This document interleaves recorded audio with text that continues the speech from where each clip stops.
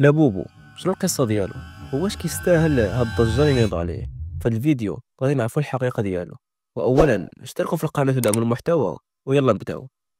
باش غير تعرفوا، راه لابوبو كان متواجد من 2018، اخترعه صانع رسوم متحركة ياباني، ولكن في 2025 فجأة المبيعات والأرباح دارت بوم، طلعت بشكل مخيف. وهنا كيجي السؤال، علاش؟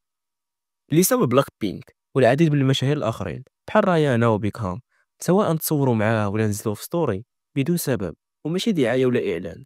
ولكن واخا هكاك هذا ماشي سبب كافي أنه يحقق هذه الأرقام كاملة. وهنا كتجي أذكى عملية تسويق لمنتج في هذه السنة.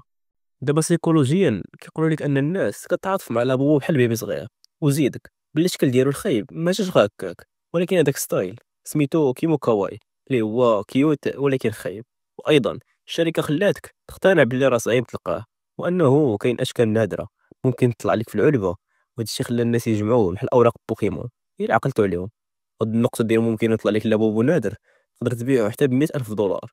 خلات عقلك يفكر بحال المراهنات ويعطيك دوبامين عليها.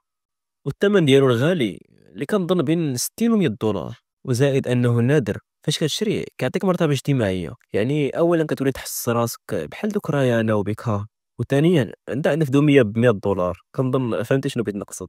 وهذا كله خلى شركه بوب مارك اكبر من المصنعين باربي. والمهم، هذا كان فيديو اليوم. ما تنسوش تشتركوا في القناه وقولوا لي شنو رايكم فيه، واش باغيين تشروه. See you guys. Bye.